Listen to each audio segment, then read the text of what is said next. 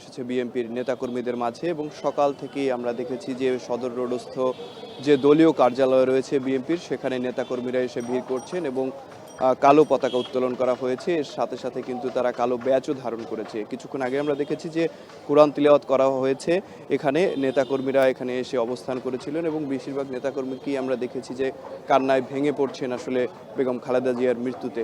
এবং এখানকার যারা রয়েছেন নেতাকর্মীরা তাদের দুই একজনের সাথে আমরা একটু কথা বলতে চাই, যে একটু জানতে চাই আসলে আজকে যে খালেদা জিয়ার মৃত্যুতে আসলে আপনারা কি করছেন কিংবা কি বলার আছে এই দিনে।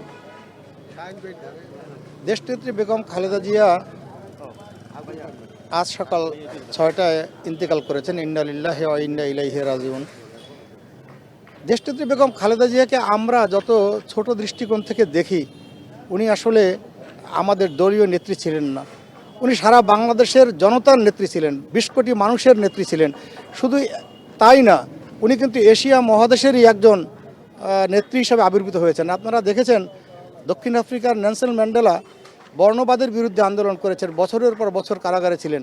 কিন্তু দেশনেত্রী বেগম খালেদা জিয়া কিন্তু তার রাজনীতিটাকে কোনো সীমিত পরিসরে আবদ্ধ রাখেননি। উনি শাপলা চত্বরে যখন হত্যাযজ্ঞ হয়েছে তার প্রতিবাদ করেছেন। উনি যখন মাওলানা দেলোয়ার হোসেন সাঈদীকে ফাঁসি দেওয়া হয়েছে তার প্রতিবাদ করেছেন।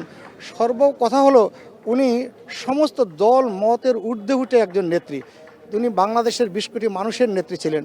এরকম একজন নেত্রীকে হারিয়ে আমরা বাংলাদেশের একজন অভিভাবককে হারিয়ে ফেলেছি।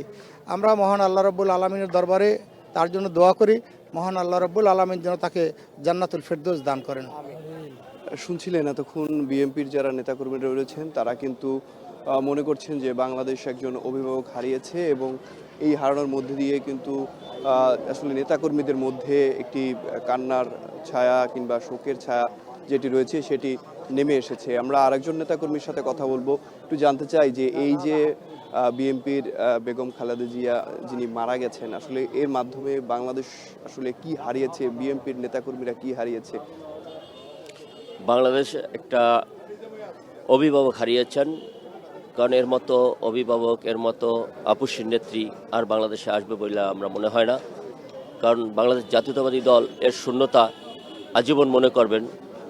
কারণ দেশনেত্রী বেগম খালেদা জিয়া কে ছিলেন তা তিলে তিলে এই সংগঠনটি বুঝতে পারবেন। এতদিন আসলে বুঝতে পারেন নাই, কিন্তু এখন বুঝবেন।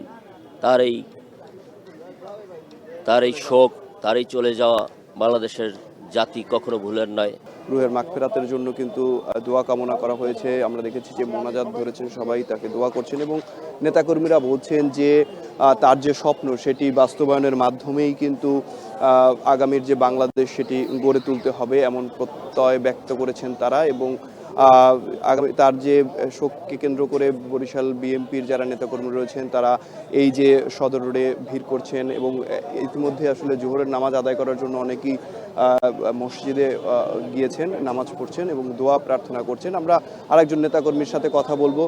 সেইটা আমাদের আজকে খালেদা জিয়া অব্যাহত রেখেছিল এবং বাকি যে অসমাপ্ত কাজ রয়েছে সেটা তারেক রহমানের মাধ্যমে ইনশাআল্লাহ পূরণ হবে এবং এই দেশবাসী বিশ্বের বুকে মাথা উঁচু করে দাঁড়াবে এবং আমাদের বাংলাদেশ একটি গণতান্ত্রিক বাংলাদেশে সত্যিকার গণতান্ত্রিক মৌলিক অধিকার জনগণ ফিরে পাবে, এই আশা আমরা করছি। আল্লাহ তাআলা সর্বোপরি আমরা আবারও দেশনেত্রী বেগম খালেদা জিয়ার রুহের মাগফিরাত কামনা করছি।